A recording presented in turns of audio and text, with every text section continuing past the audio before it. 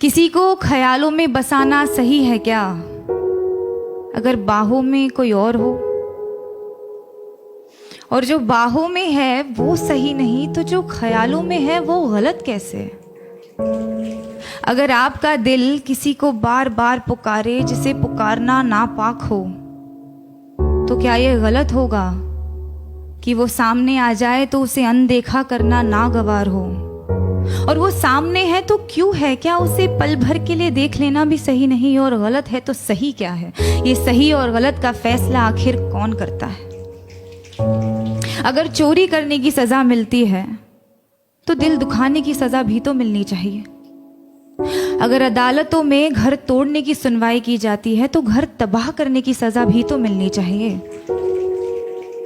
अगर अपने जेबों को पैसों से भरना गलत है तो किसी एक इंसान को देवता जैसे पूजना सही है क्या? अगर सियासत के नाम पर जंग करवाना सही है तो देश बेचने वालों को गलत कहना गलत क्यों? और अगर धर्म के नाम पर बंटवारा करवाना सही है तो आजादी के नाम पर नारे लगाना गलत क्यों?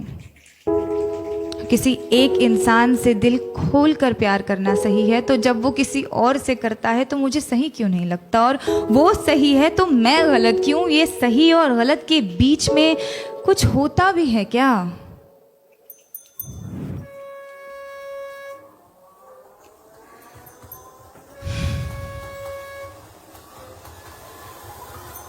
जब रात की लोकल धीमे कदमों से अंधेरी स्टेशन पर आती है तो सारी औरतें उस पर लपक जाती हैं।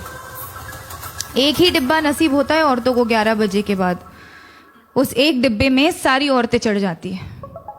मैंने पूछा है कई दफ़े ट्विटर पर ऑफिशियल से, आपको क्या लगता है औरतें 11 बजे के बाद घर से बाहर नहीं निकलती, इसीलिए लाद देते हैं उन्हें बोरियों की तरह एक दूसरे के ऊपर?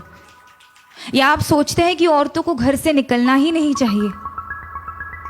जवाब के नाम पर आई कुछ रीट्वीट्स, कुछ भारी भरकम मिसोजिनी और एक लंबी सी चुप्पी।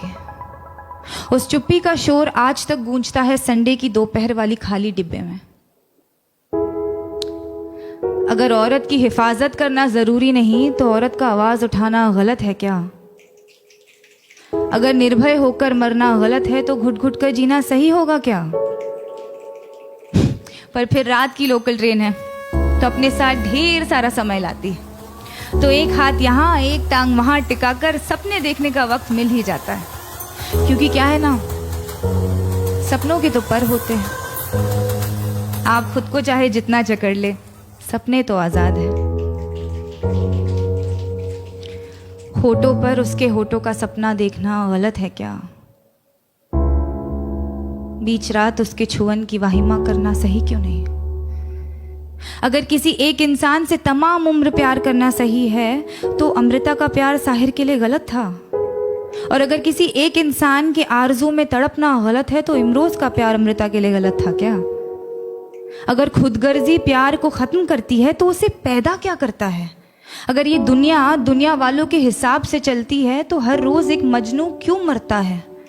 अगर इश्क इबादत है तो धर्म के नाम पे क्यों बंटता है? और अगर सुकून ही चाहिए तो उससे मिलने को दिल बार बार क्यों करता है? ये सही और गलत, गलत और सही, इसका फैसला आखिर कौन कर सकता है?